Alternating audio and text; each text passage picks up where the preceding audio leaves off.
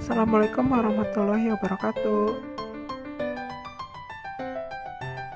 Kali ini saya akan membahas macam-macam hukum nikah. Hukum nikah itu ada 5. Yang pertama mubah, 2 sunnah, 3 wajib, 4 makruh, dan kelima haram. Berikut penjelasan dari kelima hukum nikah tersebut.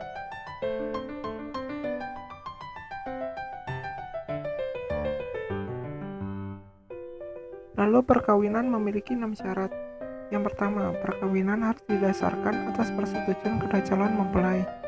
Yang kedua, untuk melangsungkan perkawinan, seorang yang belum mencapai umur 21 tahun harus mendapat izin kedua orang tuanya. Yang ketiga, perkawinan hanya diizinkan jika pihak pria sudah mencapai umur 19 tahun dan pihak wanita sudah mencapai umur 16. Yang keempat, seseorang yang masih terkait oleh perkawinan dengan orang lain tidak dapat kawin lagi kecuali memenuhi pasal 3 ayat 2 dan pasal 4. Yang kelima, apabila suami dan istri yang telah cerai kawin lagi satu dengan yang lain dan bercerai lagi untuk kedua kalinya. Bagi seorang wanita yang putus perkawinannya berlaku jangka waktu tunggu. Kemudian rukun pernikahan mempunyai 5 macam. Yang pertama yaitu mempelai pria, yang kedua mempelai wanita, yang ketiga wali nikah untuk mempelai wanita, yang keempat dua orang pria sebagai saksi, yang kelima ijab dan kabul.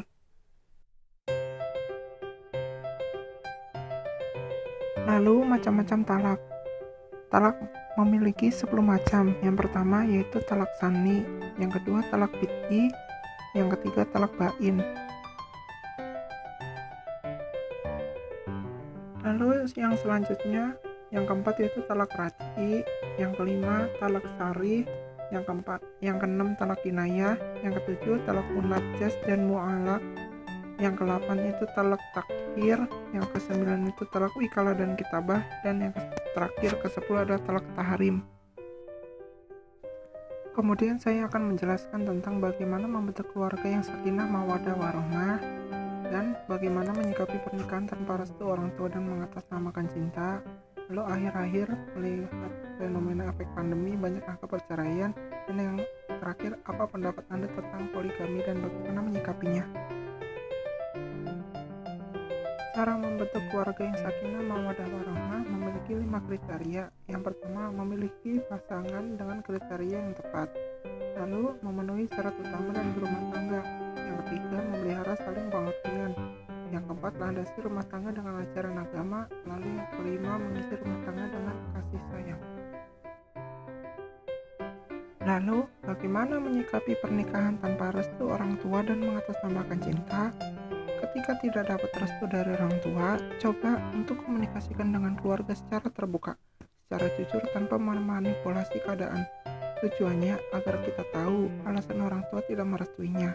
Apabila kita tidak memberikan informasi bohong kepada orang tua, ada akibat buruk yang timbul suatu saat nanti jika kemudian direstui. Akhir-akhir ini kita lihat fenomena efek pandemi, banyaknya angka perceraian dan perselingkuhan. Berikut penjelasan kenapa bisa terjadi faktor-faktor tersebut. Salah satu alasan kenapa terjadi perceraian meningkat di masa pandemik ini adalah karena masalah keuangan yang berujung pada perselisihan rumah tangga. Seperti yang diketahui, selama masa pandemi, kondisi ekonomi Indonesia bahkan dunia mengalami penurunan drastis. Banyak karyawan yang terpaksa harus kehilangan pekerjaan karena perusahaan tempat mereka yang bekerja terpaksa gulung tikar akibat tidak ada pemasukan. Berikut penjelasan tentang poligami dan bagaimana cara menyikapinya. Poligami itu adalah sistem perkawinan yang salah satu pihak memiliki atau mengawini beberapa lawan jenisnya dalam waktu yang bersamaan. Cara menyikapinya yaitu tak perlu membenci dan menentang keras buka poligami yang salah, tetapi pelakunya poligami hadir sebagai solusi. Yang keempat, mendewasakan diri agar selalu menjadi pribadi menyenangkan untuk pasangan. Lalu yang terakhir, poligami hanya diperuntukkan bagi pria yang mampu. Kemudian soal UAS yang terakhir yaitu Islam sangat memperhatikan terkait makanan dan minuman agar umat Islam dalam kondisi yang sehat dan suci. Silakan Anda jelaskan makanan dan minuman yang halal dan haram dalam Islam. Penjelasan makanan dan minuman yang halal. Halal berasal dari bahasa Arab yang artinya disahkan atau dibolehkan. Semua makanan dan minuman yang berada di muka bumi yang bermanfaat bagi pertumbuhan badan dan jiwa manusia, menurut hukum asalnya adalah halal, boleh dimakan kecuali apabila ada larangan dari syarat Al-Quran dan hadis atau karena madaratnya bahaya.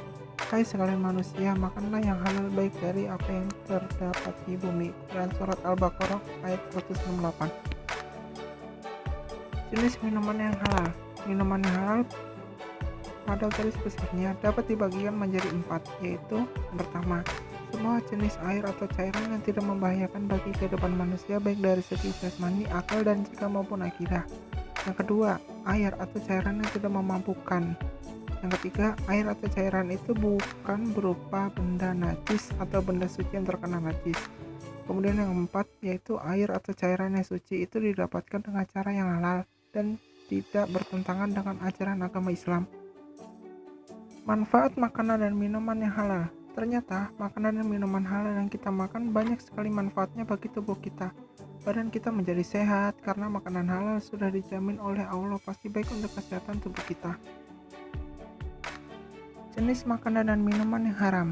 Haram berarti larangan, dilarang oleh agama. Makanan dan minuman yang haram yaitu makanan atau minuman yang tidak boleh dimakan oleh orang muslim karena dilarang oleh syara atau ajaran Islam. Semua makanan yang dilarang oleh syara pasti ada bahayanya dan meninggalkan haram pasti ada manfaatnya.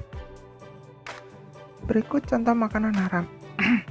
Yang pertama bangkai, yang kedua darah, yang ketiga daging babi, yang keempat daging hewan halal yang disembelih atas nama selain Allah, yang kelima binatang yang mati tercekik, yang keenam binatang yang mati karena terpukul, yang ketujuh binatang yang mati karena terjatuh, kemudian binatang yang mati karena ditanduk binatang lain, kemudian binatang yang mati karena diterkam binatang buas, dan yang terakhir binatang yang disembelih untuk berhala.